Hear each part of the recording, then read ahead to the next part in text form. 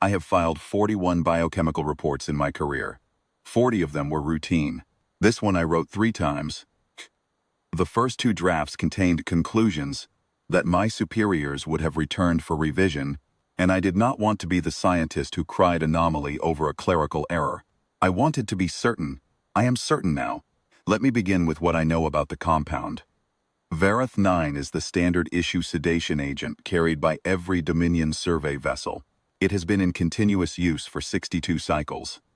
In that time, it has been administered to 11,409 individual biological subjects across 117 catalogued species, everything from the iron lung breathers of the Cassian shelf to the bioluminescent herd animals of the outer reaches, whose nervous systems bear almost no structural resemblance to anything in the inner systems. Vareth 9 has never failed. The mechanism is not subtle. It binds to the synaptic relay proteins that all oxygen-metabolizing nervous systems use to regulate arousal state.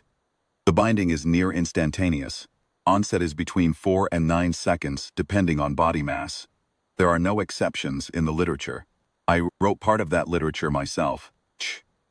I authorized the Vareth 9 to the human subject at the 47th hour of his containment. His name, according to the translation matrix, was something like Reyes. He was a male, midlife by human reckoning, compact in build with what I later learned was a significant load of scar tissue across the left shoulder and upper torso. Old damage, healed without medical intervention, of any kind worth noting. Though I note it here because it became contextually relevant. He had been cooperative in a narrow sense. He answered questions, ate what we provided, slept on a schedule that seemed to be his own rather than one imposed by captivity. He did not appear distressed. That absence of distress was, in retrospect, its own kind of data point. Though I failed to read it correctly at the time, we administered Vareth 9 via the environmental delivery system, standard protocol for first contact with an uncatalogued species. The compound is odorless and integrates into any oxygen-nitrogen atmosphere without degrading. The subject would breathe it in. He would be sedated within 10 seconds. We would then conduct the baseline physiological survey without the ethical and logistical complications of a conscious subject. At the 4-second mark, Reyes stopped what he was doing, which was sitting with his back against the far wall, and lifted his head. At the 8-second mark, he appeared to taste the air. I noted this because it was not a behavior any prior subject had exhibited. His expression did not change substantially. He pressed his tongue briefly to the roof of his mouth, the way one might consider a flavor one cannot immediately identify. He looked directly at the observation panel. Not at me, he could not see me, but at the panel, as though he understood that someone was watching. At 12 seconds, he said something in his primary language that the translation matrix rendered as an approximate. Is that it? He was still awake. We increased the concentration to 3 times the standard dose. Times is a level we have never had occasion to reach. At standard dose, the Cassian iron lung breathers, whose biochemistry is so foreign to the common template that we expected significant resistance, were sedated in 6 seconds. 3 times the standard dose is a number I chose because it was the highest I felt I could authorize without a secondary ethics clearance, and I was not prepared to wait for a secondary ethics clearance while the subject was asking me questions. At 3 times the dose, Reyes blinked once slowly. He said something else. The matrix gave me, "My mouth feels dry. Do you have water in here somewhere?" Shh. I want to be precise about what happened next, because I have reviewed the recording 11 times, and I want to make sure I am reporting my own behavior accurately. I am a scientist. I have spent my career being precise. What happened next is that I stood up from my station and said, to no one in particular, that is not possible. One of my junior technicians, Sath, who has since transferred to another division, and I cannot say I blame her, turned in her chair and looked at me, and I had nothing to add, so I sat back down. We cut the environmental feed. The compound cleared over the next several minutes. Drank water from the recessed dispenser when we activated it, thanked us. The matrix gave the approximate, a social acknowledgement of service received, and returned to the wall.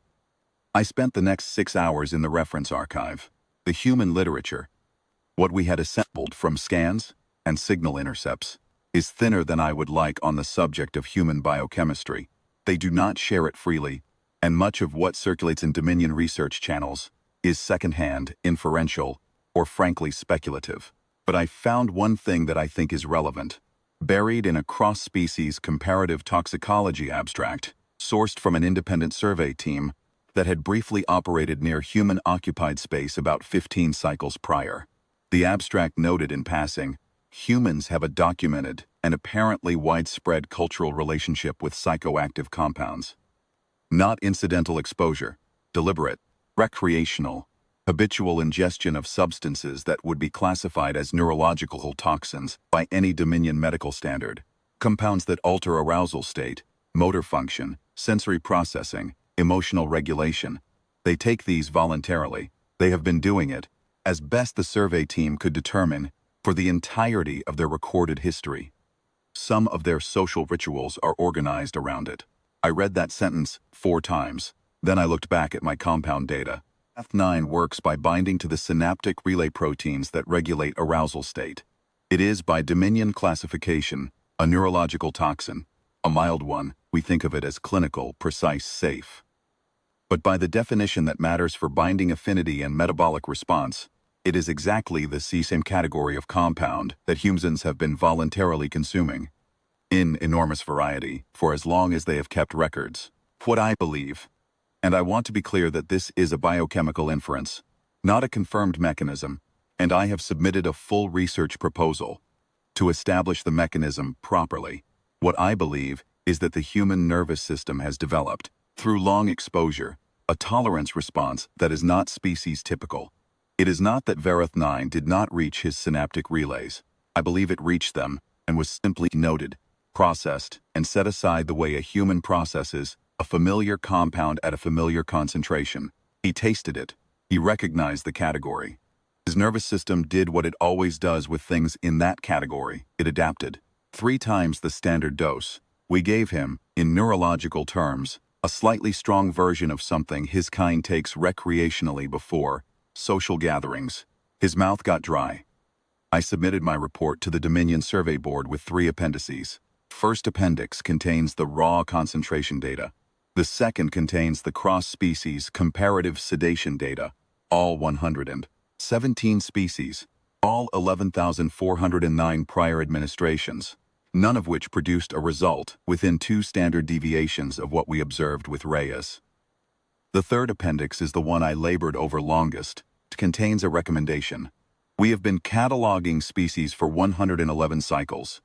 In that time, we have developed a working taxonomy of biological threat levels, a practical field guide for survey teams to understand at a glance what kind of resistance a given species is likely to offer if interaction goes poorly.